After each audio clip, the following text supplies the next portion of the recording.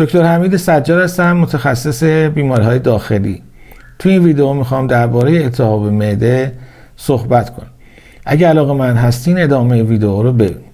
این مشکل اونقدر شایعه که برآورد میشه نیمی از مردم جهان دچار التهاب معده هستن. هرچی سن بالاتر میره این مشکل شایع‌تر میشه. به خاطر شیوع بالای این مشکل تصمیم گرفتم این ویدیو رو تهیه کنم به عنوان شروع کننده مباحث التهاب معده. امیدوارم که بتونم به بهترین نحو، معتبرترین و بروزترین مطالب رو به ساده‌ترین روش در اختیار مخاطبان بیشمار این مشکل قرار بدم. عموم مردم این مشکل رو به ورم معده میشناسن. از نظر علائم بالینی ممکنه ورم معده هیچ علامتی نداشته باشه، ولی اگه بیمارا علامت دار باشن عموما بیشتر از درد یا ناراحتی بالای شکم شکایت دارن. درد معمولا در بخش مرکزی بالای شکم به اصطلاح در چاله معده وجود داره. درد ورم معده گاهی اوقات قسمت چپ فوقانی شکم و پشت بدن رو درگیر میکنه. این درد شبیه به نیزه‌ای که مستقیم از میان بدن میگذره. بیماران غالبا با واژگان سوزشی، جانکا، سنگین یا ملتهب درد گاستریت یا همون ورم معده خودشون رو توصیف میکنن. تمام بیماران معمولا دچار احساس ناراحتی مبهم و ملایمی هستند، اما درد میتونه حالت تیز، خنجری یا برنده داشته باشه. علائم دیگه ورم معده عبارتن از آروغ زدن. آروغ زدن معمولا یا درد رو کمی تسکین میده یا تأثیری بر اون نداره. علامت دیگه تهوع استفراغ است. استفراغ میتونه بسته به شدت ورم معده شفاف، سبز یا زرد، حاوی رگای خونی یا کاملا خونالود باشه. علائم دیگه نفخ کردن، احساس سیری یا سوزش در بخش بالایی شکم هست که مردم به سوزش معده میشناسن. بی‌اشتهایی و کاهش وزن بی‌دلیل هم از دیگر علائم ورم معده است. یه حالت ورم معده میتونه به صورت زخم‌های سطحی تمام معده باشه، ولی اونقدر عمیق نیست که باعث اون زخم معده تیپیک بشه که ما بهش میگیم گاستریت اروسیو. علتهای شایع این مسئله شامل استرس، الکل، آسپرین و بعضی دیگه داروها مثل خانواده بروفن هست. ورم معده یه حالت دیگه هم داره که اون زخم‌های سطحی وجود نداره، ولی التهاب وجود داره که شایع‌ترین دلیلش وجود یک باکتری به نام هلیکوباکتر پیلوری هست و همون داروهای خانواده بروفن هم اینجا دخالت دارن. دلایل دیگه میتونه مصرف الکل، استعمال کوکائین، وجود یک بیماری شدید و بیماری کرون که یک بیماری التهاب تمرودها هست باشه. اگه بخوام به علل دیگه ورم معده اشاره کنم میتونم به مواردی مثل مصرف کورتون، مکمل‌های دارای پتاسیم، قرص‌های آهن، داروهای شیمی درمانی سرطان، بلعیدن موادی با خاصیت خورندگی یا فرسایش دهندگی مخاط معده مثل اسیدها یا قلیاها و بلعیدن جسم خارجی مثل سوزن یا گیر کاغذ اشاره کنم. بعد از بعضی جراحی‌ها هم اتفاقاتی میفته که ممکنه باعث ورم معده بشه و همینطور افرادی که وضعیت جسمی خیلی وخیم دارن یا قربانیان سوانح شدید دچار ورم معده میشن. از دلایل دیگه میشه به این موارد هم اشاره کرد. پس از انجام بعضی اقدامات درمانی مثل پرتو درمانی بیماران سرطانی، بیماری‌های خود ایمنی، کمخونی، استفراغ مزمن و بعضی عفونت‌ها هم میتونه عامل ورم معده باشه، مثل سل که چندان ناشایع هم نیست و عفونت‌های ویروسی، قارچی، انگلی و کرم هم. اینکه آیا تغذیه خاص باعث ورم معده میشه یا نه حرف و حدیث خیلی زیاده، ولی هنوز مدارک معتبری به نفع این موضوع موجود نیست. اما پزشک چطوری تشخیص ورم معده میده؟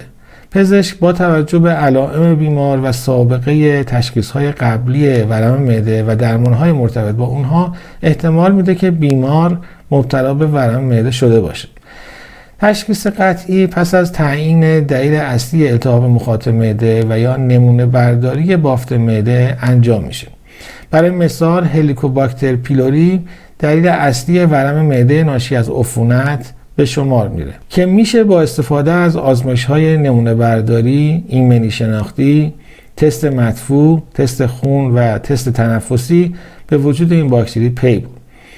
میکروب‌های بیماریزای دیگه‌ای هم هستن که با بهره‌گیری از آزمایش‌های کشت، مدفوع و ایمنی شناختی میشه به وجودشون پی برد.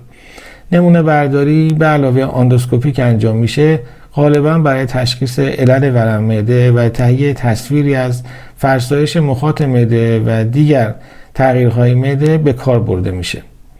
عکس‌های ساده شکم یا استفاده از ماده حاجب مخاط ضخیم شده و چین خوردگی هایی را نشون میده که از نشانه های التهاب معده محسوب میشن. پزشک تصمیم میگیره که انجام کدام یک از آزمایش هایی که ذکر کردم برای تشخیص علت گاستریت ضروری هست یا نه.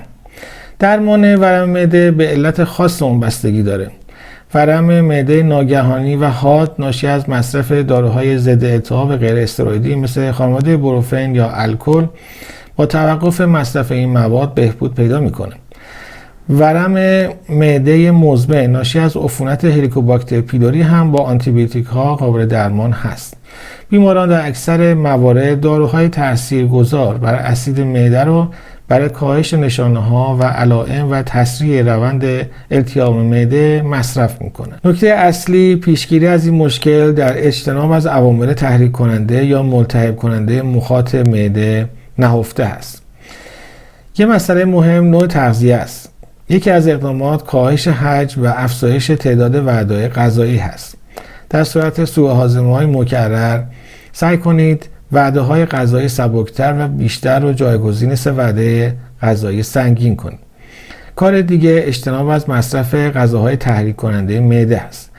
غذاهای تحریک کننده معده به ویژه غذاهای تند، سرشار از ادویه و ترش که اسیدی هستند و غذاهای سرخ شده یا چرب رو به منظور کاهش ورم معده میل نکنید. در فواصل زمانی مشخص و تنها هنگام غذا بخورید که گرسنه هستید.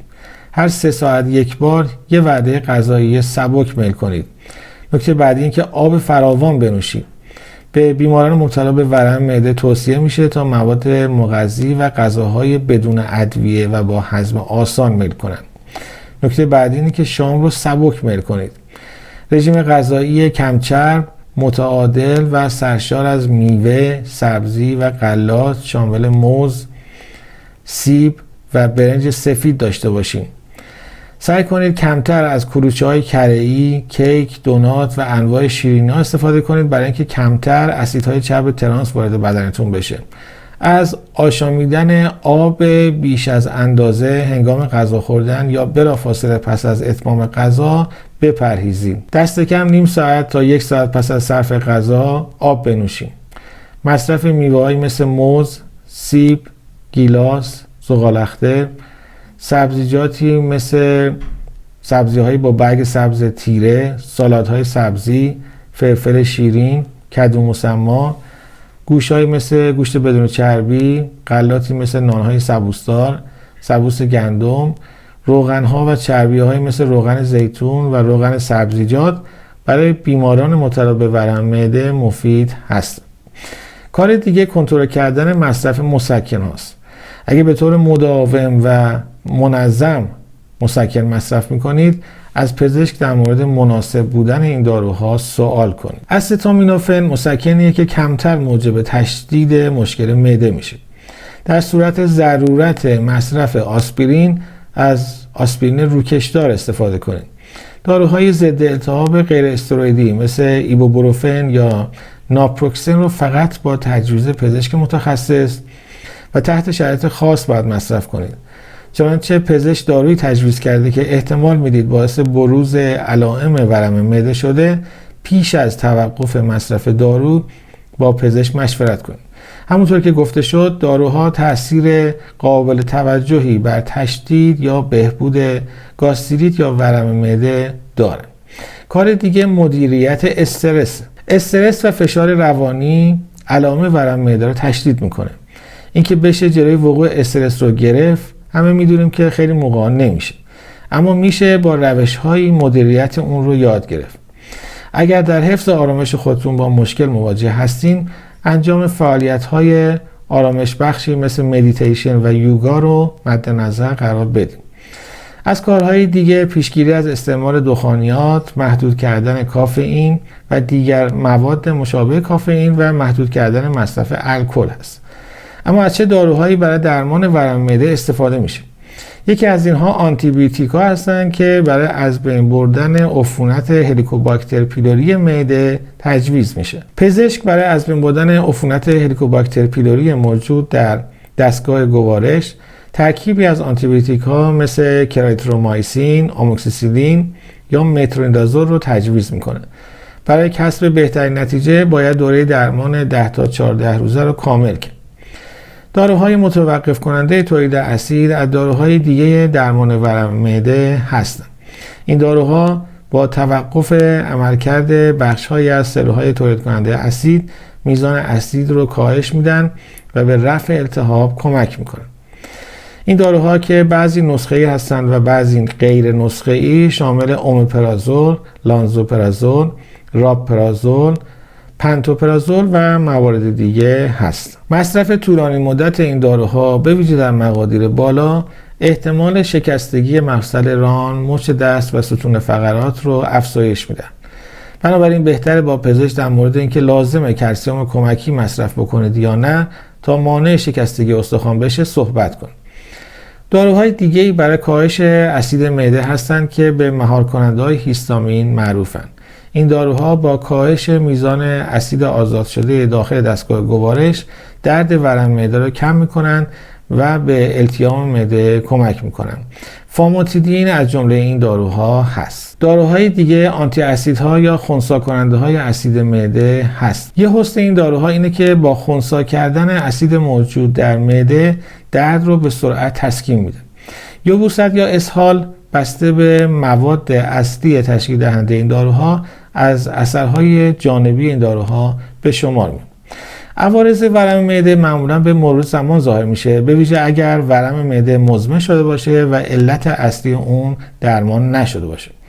زخم‌های گوارشی، خونریزی معده، کمخونی، سرطان معده، سرطان بافت لنفاوی لایه موکوزای معده، زخم معده و تنگی توأم با انسداد خروجی معده از عوارض این بیماری به شمار میره.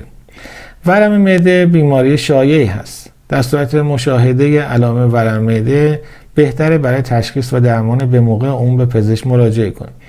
این مشکل در مرحله ابتدایی با تشخیص علت بروز ورم معده به راحتی قابل درمانه. اما در صورتی که بدون درمان رها بشه احتمال بروز عوارضی که اشاره شد وجود داره. ورم معده در بارداری و در کودکان هم میتونه بروز پیدا کنه. اگر در بارداری مبتلا به این بیماری شدید حتما به پزشک مراجعه کنید و اونو در جریان وضعیت خودتون قرار بدید. اگه تا حالا عضو کانال من نبودین همین الان عضو شین و دکمه سابسکرایب رو کلیک کنید تا در جریان بروزترین و معتبرترین مطالب سلامت قرار بگیرید.